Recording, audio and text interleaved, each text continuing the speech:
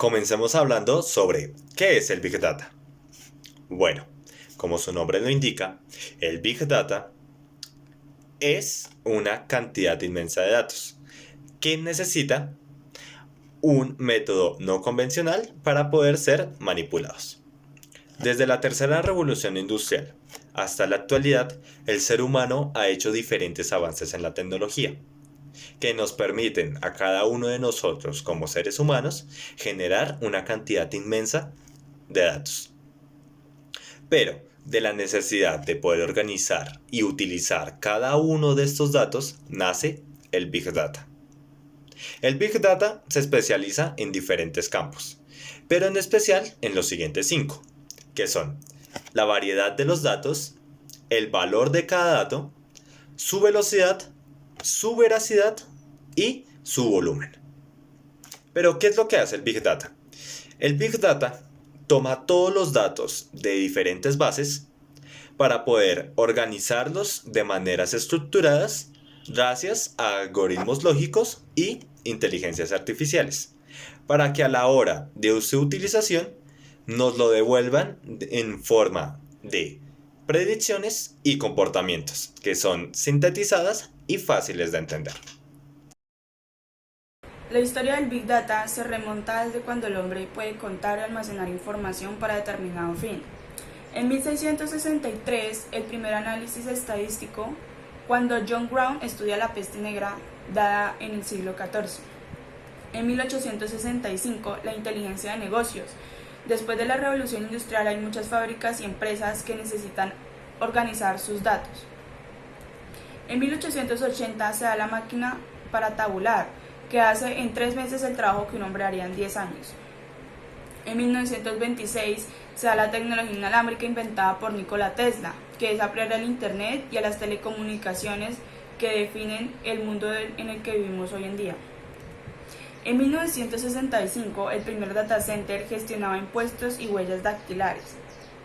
En 1970 se da la base de datos relacional desarrollada por Edgar Code, que es la manera de organizar datos por filas y columnas.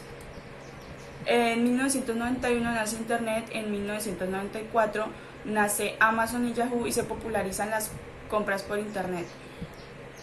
En 1997 se da el Machine Learning, que es como la tecnología permite pensar a las computadoras, entonces las computadoras ya no solamente almacenan y organizan datos, sino que son capaces de analizarlos y predecir qué pasará. En 1998 nace Google, que es el mayor motor de búsqueda hoy en día.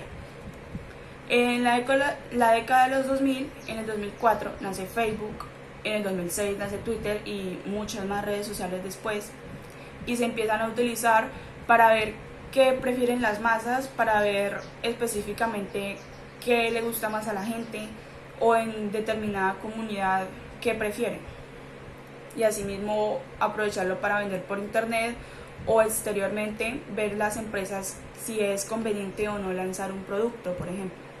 En 2007 se da la gestión del Big Data. Por ejemplo, Peak es un software que permite gestionar grandes caudales de datos, pero hay otros software más, por ejemplo SQL.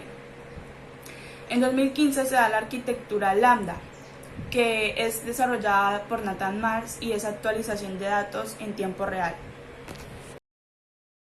Por el uso del Big Data, podemos encontrar que los algoritmos que se utilizan para ellos son muy especiales. ¿Por qué estos algoritmos no son convencionales?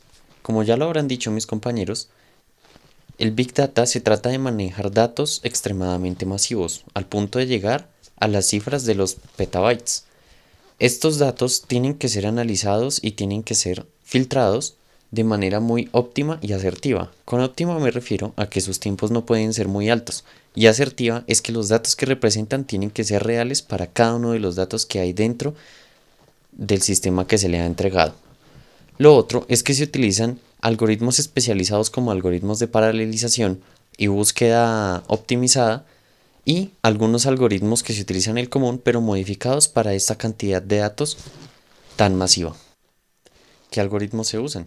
Los primeros algoritmos que podemos identificar acá son los algoritmos de clasificación. Estos algoritmos lo que hacen es clasificar todos los datos mediante etiquetas que le ha dado el usuario o etiquetas que el mismo algoritmo reconoce. los algoritmos de regresión. Estos son algoritmos un poco más estadísticos que tratan de encontrar una variable constante dentro de muchas variables que se le han ingresado. Los algoritmos de clustering. Estos lo que hacen es definir un grupo de datos para cada tipo de dato, con lo que tenemos que no son iguales a los de la clasificación, puesto que no lo etiquetan, sino que utilizan varios tipos de etiquetas, varias cosas comunes para llevarlos a un grupo en común. Los algoritmos de reducción de dimensionalidad. Estos son los mismos algoritmos de compresión. Lo que hacen es utilizar variables similares y comprimirlas en un formato de dato que normalmente no es entendible para el humano, y que solo con otro algoritmo de descompresión se pueden llegar a interpretar y obtener todos los datos originales. Por último, los algoritmos de forecasting. Estos son algoritmos de Big Data aplicados también a una variable de tiempo. Estos se utilizan bastante en biología y en predicción de crecimiento de una población. Los datos que producimos en nuestra nueva era de la información es simplemente increíble. De hecho, Bernard Marr lo remarcó en su libro, Data Strategy, cómo beneficiarse de un mundo de Big Data, Analytics e Internet de las Cosas. Estamos produciendo cada 2 días la misma información que producimos desde el principio de los tiempos hasta 2003. Y de hecho, parte de esta información se consigue de los lugares más increíbles e inesperados, el mismo usuario. ¿Cómo se hace esto? A través de la huella digital, o el conjunto de actividades que hacemos en línea o en algún dispositivo que tiene que ver con nuestro tiempo de retención, nuestros gustos, nuestras relaciones e incluso un caso curioso de Facebook, el cual supuestamente calcula tu nivel de inteligencia guiándose por el contenido de las páginas que sigues a diario. El hecho de tener la posibilidad de manejar un gran volumen de datos también nos abre un mundo igualmente grande de posibilidades que puede afectar a varios sectores: la salud, la política, la economía global, las investigaciones, viajes al espacio e incluso lo que vas a comprar hoy. Pero esto no solo se queda en la teoría, tenemos casos insólitos y curiosos, los cuales nos demuestran el potencial del Big Data. En el sector de salud tenemos el Hospital de Toronto, el cual utiliza un sistema a base de Big Data, el cual monitorea a los bebés prematuros, sus cambios en presión arterial, temperatura, electrocardiograma y electroencefalograma. También la campaña que revolucionó para siempre el marketing político en Estados Unidos. Estamos hablando de la campaña de Obama, que con más de 100 analistas que hacían 66,000 simulacros en operadores, lograron determinar mensajes con redacción específica para votantes indecisos para que se inclinaran hacia el candidato que se quería. Igualmente, la NASA utiliza una tecnología Elasticsearch para que en una misión diaria en Marte se pueda hacer un análisis rápido y eficaz para tomar decisiones rápidas en cómo hacer la investigación del planeta rojo. Y de hecho, uno de los más curiosos, cómo Target, gracias al historial de compras de una clienta, logró determinar que iba a estar embarazada. Todos estos sucesos nos lo reafirma el libro Analytics, el uso de Big Data en el mundo real, liderado por el IBM, el cual se encuentra la siguiente cita. Para competir en una economía integrada a escala global, es evidente que las empresas de hoy en día necesitan una comprensión exhaustiva de los mercados, los clientes, los productos, las normativas, los competidores, los proveedores, los empleados y mucho más. Esa comprensión exige un uso eficaz de la información y su análisis. Esto nos ayuda a entender la urgencia de las empresas por intentar adueñarse y tener de la mano a la tecnología Big Data, para así llegar a tener mejores decisiones y tener resultados asertivos. Esta tendencia la demuestran los diferentes proyectos que se realizan en las empresas. En este caso, tenemos el caso de BBVA, el cual hizo un programa, Young Data Professionals, el cual busca formar jóvenes expertos en manejo de datos para que luego se afilien a la empresa. O incluso la aspiración salarial, que ronda entre los 30,000 y 80,000 euros. Esto simplemente reafirma la frase que se vuelve a sacar del estudio del IBM, la cual dice así: de hecho, actualmente, junto con sus empleados, muchas empresas consideran que la información es su activo más valioso y diferenciador.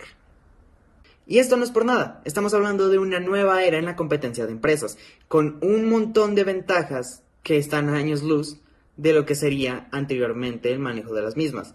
Estamos hablando de una reducción de riesgo al momento de tomar decisiones, gracias a su inmediatez en la manera de analizar los datos y su eficacia al centrarse en un público específico. lo cual da como consecuencia un perfil personalizado para cada usuario, para así llegar más directo y ser más persuasivo a la hora de vender un producto, el cual finalmente llega a unas mejores redes de comunicación entre la empresa y el cliente, para así llegar a ser más asertivos en la finalidad de lograr vender cierto producto.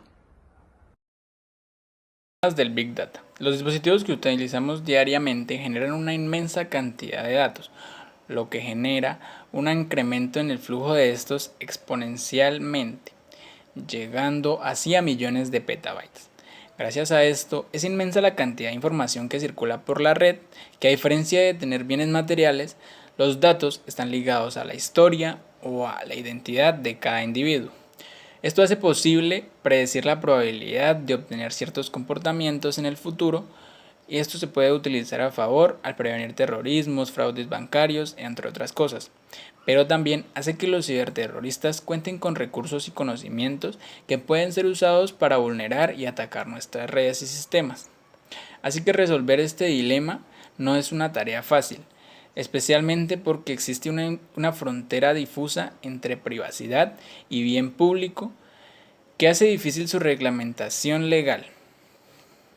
El Big Data en nuestro caso y en nuestro reto se podría utilizar al reunir y analizar datos estadísticos automáticamente, relacionados con la agricultura como lo serían el clima, el campo, las cosechas, las zonas. Además, también reunir datos acerca de la energía que se gasta en el día y qué zonas son las más afectadas por no tener esta energía. Así, podríamos hacer una proyección de cuánta mejora tendrían estas zonas y su producción al llevar la energía constante a estos campesinos.